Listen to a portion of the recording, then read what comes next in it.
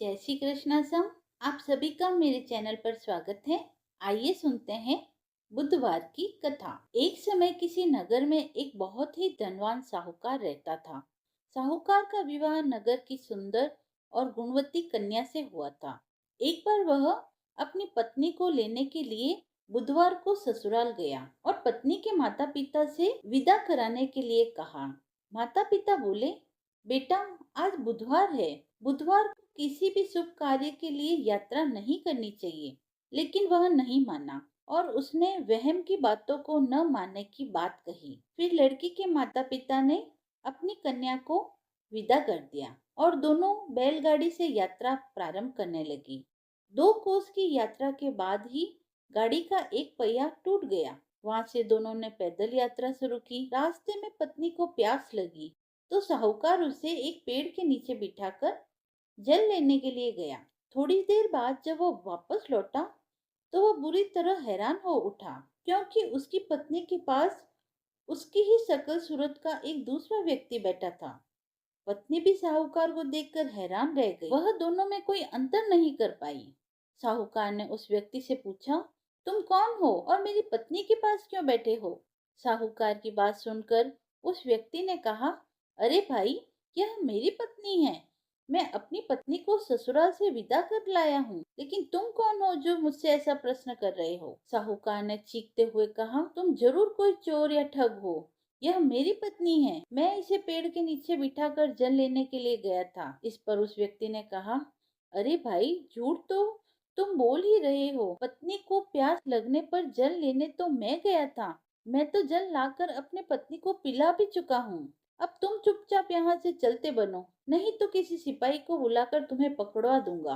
दोनों एक दूसरे से लड़ने लगे। उन्हें लड़ते देख बहुत से लोग वहाँ एकत्र हो गए।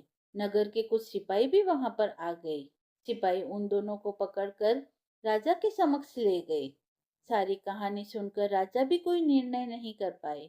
पत्नी भी उन दोनों में से अपने वास्तविक पति को न पहचान सकी। राजा ने उन दोनों को कारागार में डाल देने को कहा। राजा के फैसले को सुनकर असली साहूकार भयभीत हो उठा। उसी समय आकाशवाणी हुई, साहूकार, तूने माता पिता की बात नहीं मानी और बुधवार के दिन अपने ससुराल से प्रस्थान किया। इसी कारण यह सब तेरे साथ हुआ है, क्योंकि तेरे ऐसा करने से बुद्धदेव तुझसे कुपित हो गए हैं और ये बुद्धदेव का ही प्रकोप है। साहूकार ने प्रार्थना की कि हे बुद्धदेव, आप मुझे क्षमा कर दीजिए। मुझसे बहुत बड़ी गलती हो गई। भविष्य में अब मैं कभी भी बुधवार के दिन यात्रा नहीं करूंगा और सदैव बुधवार को आपका व्रत किया करूंगा। साहूकार की प्रार्थना से प्रसन्न होकर भगवान बुद्धदेव ने उसे क्षमा कर दिया। तभी दूसरा व्यक्ति राजा के सामने से ही गायब हो गया। राजा और दूसरे लोग इस चमत्कार को देखकर हैरान हो गए। भगवान बुद्धदेव की अनुकंपा से राजा ने साहूकार और उसकी पत्नी को सम्मान पूर्वक विदा किया। कुछ दूर चलने पर रास्ते में उन्हें बैलगाड़ी मिल गई। बैलगाड़ी का टूटा हुआ पहिया भी जुड़ चुका था। दोनों उसमें बैठकर नगर की ओर चल दिए। साहूकार और उसकी पत्नी दोनों बुधवार का व्रत करने लगे और आनंद पूर्वक जीवन यापन करने लगे। भगवान बुद्ध देव की कृपा से उनके घर में धन संपदा की वर्षा होने लगी और जल्द ही उनके जीवन में खुशियां ही खुशियां भर गई। जो भी व्यक्ति बुधवार का व्रत करता है, वह बुधवार की व्रत कथा सुनता या पढ़ता है, उनको बुधवार के दिन यात्रा करने का कोई दोष नहीं लगता है और उनको सभी प्रकार के सुखों की प्राप्ति होती है। बुधवार का व्रत भगवान गणेश जी को समर्पित है और इस कथा का पाठ करने मात्र से आपके जीवन में धन, बल, बुद्धि, विद्या की वृद्धि होती है तथा आने वाले सभी संकटों का नाश होता है। प्राचीन काल की बात है।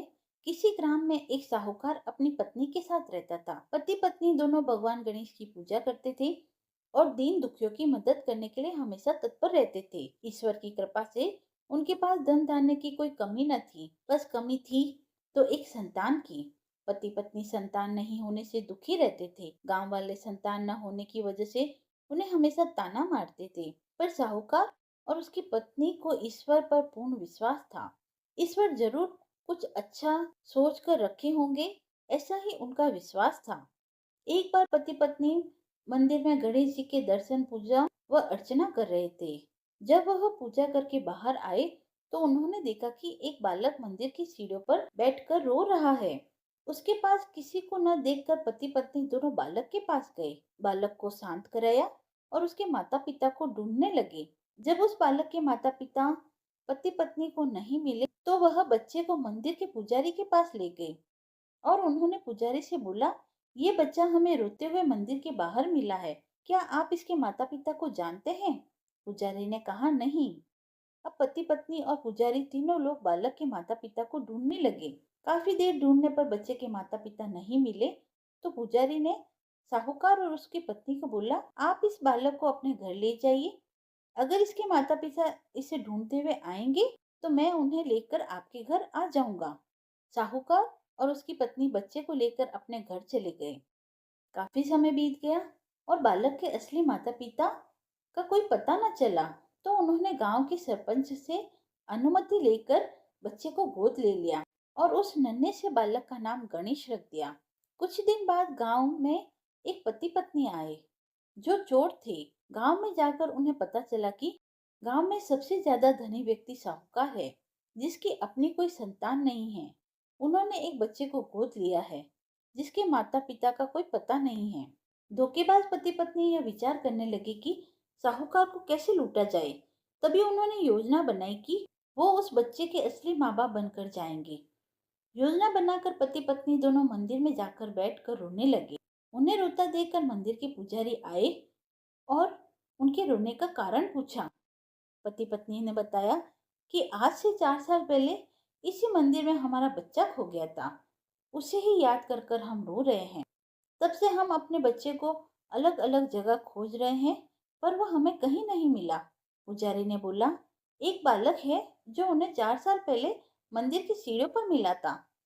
शायद वह आपका ही पुत्र हो। वह बालक गांव के साहूकार के घर पर है। आप लोग मेरे साथ चलिए, आपके पुत्र को मिलवाता हूँ। इतना कहकर पुजारी उन दोनों पति पत्नी को साहूकार के घर ले गया। वहां जाकर पुजारी ने साहूकार को बताया कि गणेश के असली माता पिता मिल गए हैं। वह गणेश को लेने आए हैं। यह सुनते ही साहूकार और उसकी पत्नी दोनों बहुत दुखी हुए, लेकिन फिर भी वह गणेश को उसके असली माता पिता को सौंपने के लिए तैयार हो गए। शाम का वक्त था। साहूकार ने उन दोनों पति पत्नी से बोला, आप लोग आज विश्राम करें और कल प्रातःकाल होते ही निकल जाइएगा। यह सुनते ही पति पत्नी दोनों खुश हो गए क्योंकि उन्हें चोरी करने का मौका मिल गया। रात्रि को जब साहूकार और उसकी पत्नी सोने चले गए तो दोनों पति पत्नी उठे और चोरी करने के लिए तिजोरी को तोड़ने लगे। आवाज सुनकर घर का नौकर जाग गया और उसने जाकर देखा तो वह पति पत्नी थे जो खुद को गणेश के माता पिता बता रहे थे। नौकर ने कमरे का दरवाजा बाहर से बंद कर दिया और तेजी से मालिक को बुलाने लगा। आवाज सुनकर साहूकार और उसकी पत्नी दौड़े हुए आए और चिल्लाने का कारण पूछा तो नौकर ने बताया कि दोनों पति पत्नी तिजोरी से चोरी कर रहे हैं। यह सब देखकर वह समझ गया कि ये दोनों गणेश के माता पिता नहीं, चोर है। साहूकार ने गणेश को देने से मना कर दिया और बोले कि चले जाओ यहाँ से। पर उन दोनों धोखेबाज पति पत्नी ने निर्णय किया कि वो अब गणेश को अपने साथ ही लेकर जाएंगे। पति पत्नी दोनों गांव के सरपंच के पास गए और बोले, साहूकार उनके पुत्र को वापस नहीं दे रहा है। सरपंच ने साहूकार और उसकी पत्नी को गणेश को साथ लेकर सरपंच के सामने प्रस्तुत होने को कहा। साहूकार अपनी पत्नी और गणेश को लेकर आ गए।